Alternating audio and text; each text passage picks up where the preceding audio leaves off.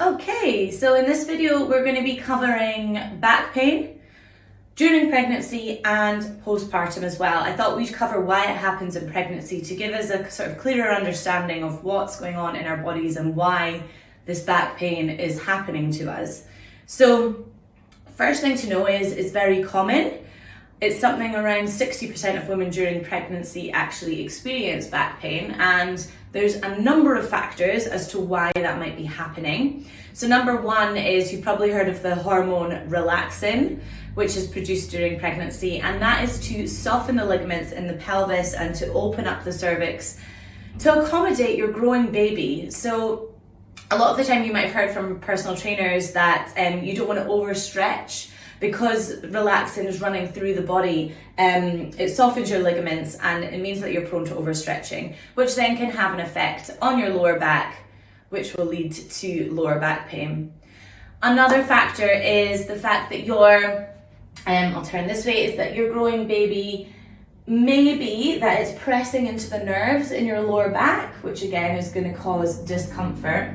And then the last one is your posture during pregnancy. So when we're talking about lower back pain, we don't want to be stretching our actual back. It's not that the back is really the problem as such.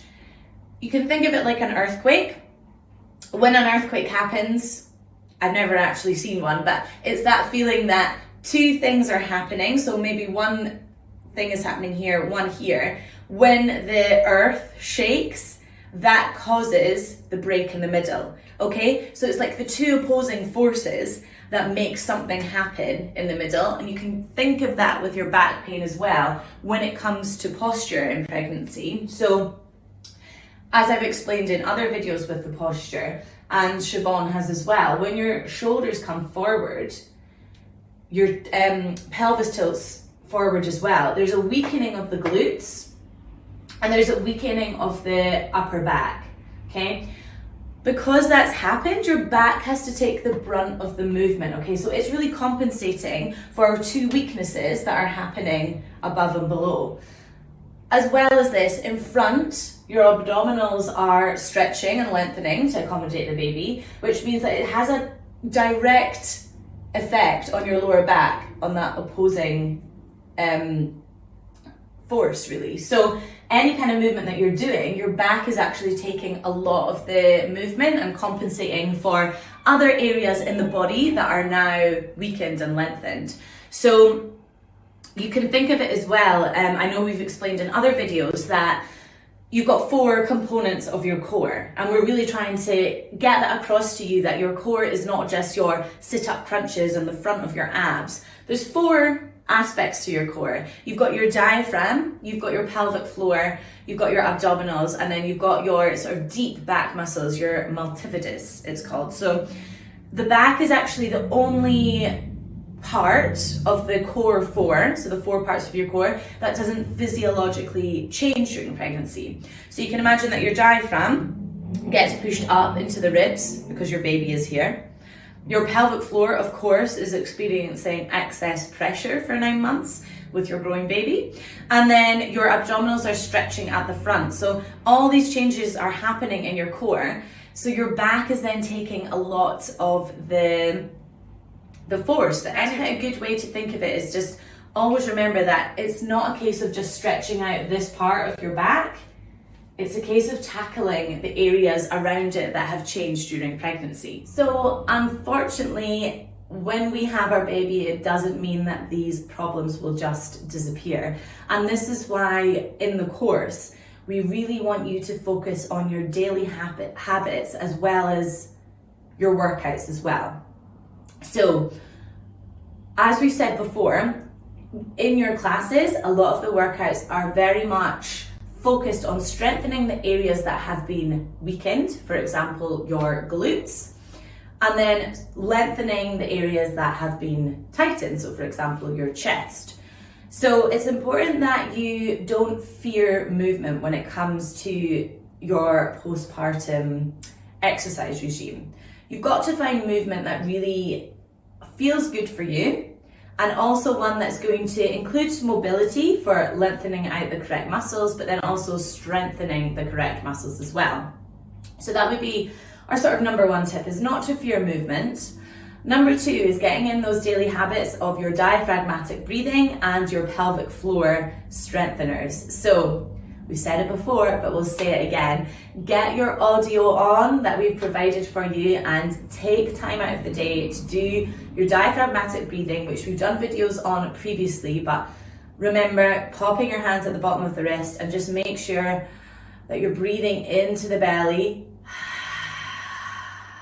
and then exhaling as if you're trying to steam up a glass. So that's one of the habits that you can start doing straight away. As well as this, you've got your pelvic floor strengtheners as well. So you'll know that in our workouts, we're focusing on our pelvic floor strength when it comes to functional exercise, but we also want you to make it a daily habit as well of adding in your squeezes.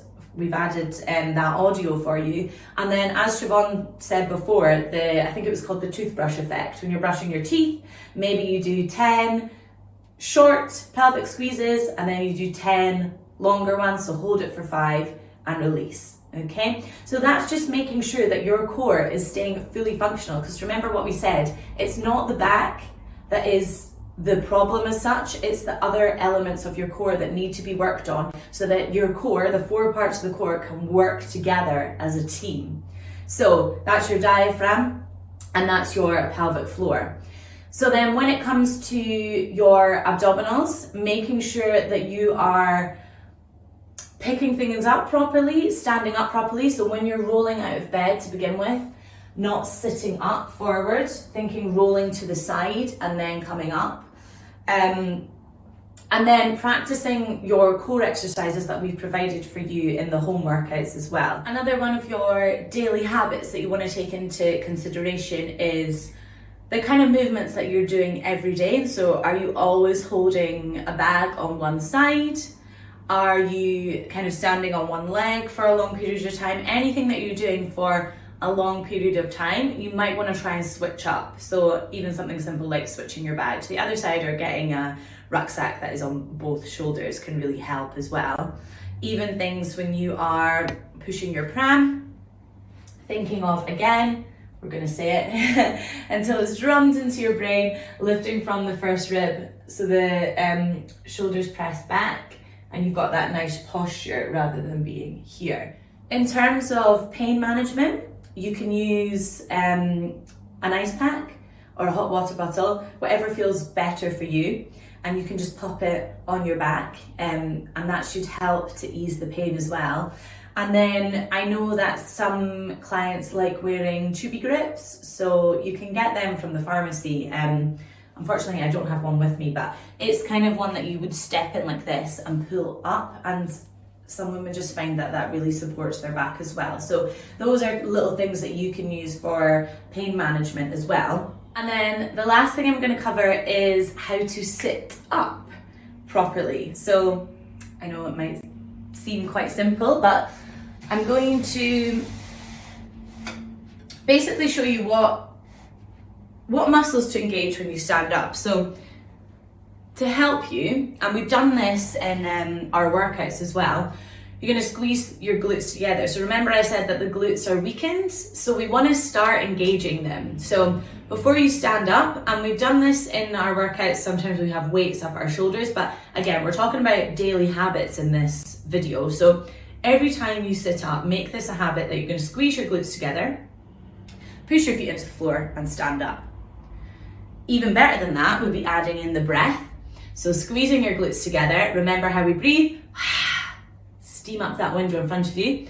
You're going to squeeze the glutes together to stand up. And it's all those little daily habits that are going to help with your back pain. So focusing on your posture, as Siobhan said in previous videos, lifting from the first rib or placing your shoulder blades down into your pockets so you're lifting up so we don't have this happening. Simple things when you're breastfeeding, making sure that you're lifting up and your shoulders are back. When you're standing up, using your glutes, using your breath. and then practicing your pelvic floor exercises and your diaphragmatic breathing as well. If the pain becomes unbearable and you feel it going down into your legs, if there's any kind of numbness, then that's when you need to go and see your women's health physio.